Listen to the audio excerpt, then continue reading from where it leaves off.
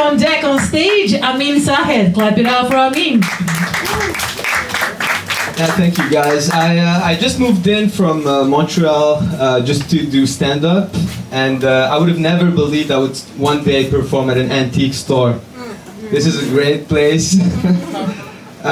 Yeah, my first couple of nights, I booked an Airbnb here. I booked a private room, and it cost me $75, which is like a lot for me coming from Montreal.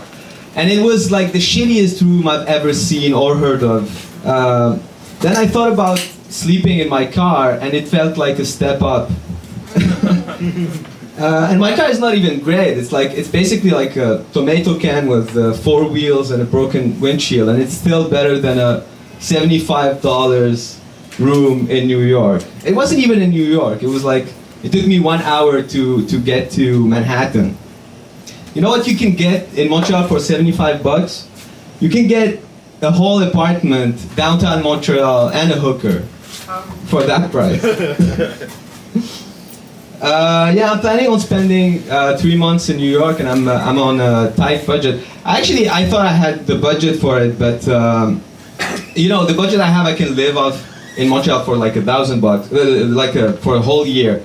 But here in New York, it feels like I'm super tight.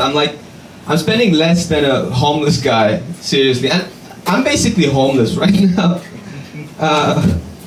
Yeah, I left a good situation in Montreal. You know, I had a good job, I had an apartment, and my friends tried to warn me about it. They were like, you know, New York is the most expensive city in the world, and I didn't believe them. Even at the border, the custom officers were like. They asked me like, what are you going to do? I was like, I'm going to do stand-up for 3 months in New York. And they reacted as if I told them I'm planning like a terrorist attack or something. But that's how they react with my name, like no matter what I tell.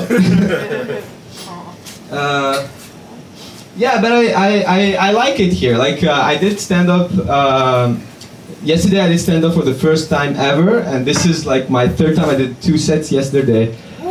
And yeah, it feels like it, right?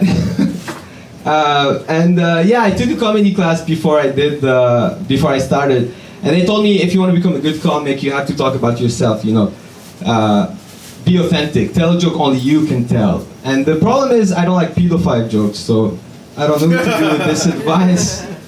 Okay, that was the reaction I expected, because yesterday actually I did this joke. I did like the first time I did it, it worked pretty well, and the second time it kind of worked, but then the next comic went up on stage and he started like calling me sex offender, and so it was crazy. At least you just didn't laugh, so that's not bad.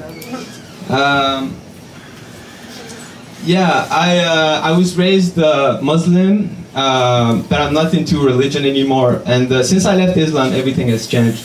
Now I'm all about, you know, saving lives, being nice to women, you know, defusing bombs, stuff like that. Yeah, I'm into dark humor. I don't know if you got that. Yeah, I'm single, and the reason is because I hate going on dates.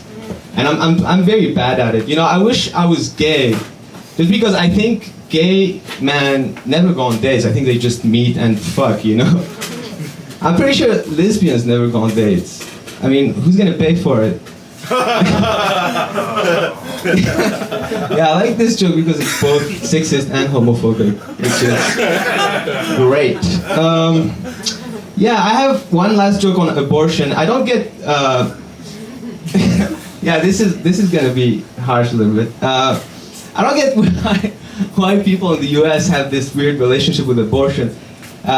You know, it's legal in some states, illegal in some others. But even in the states where it's legal, you actually have to pay for it, which is crazy. In Canada, it's 100% free.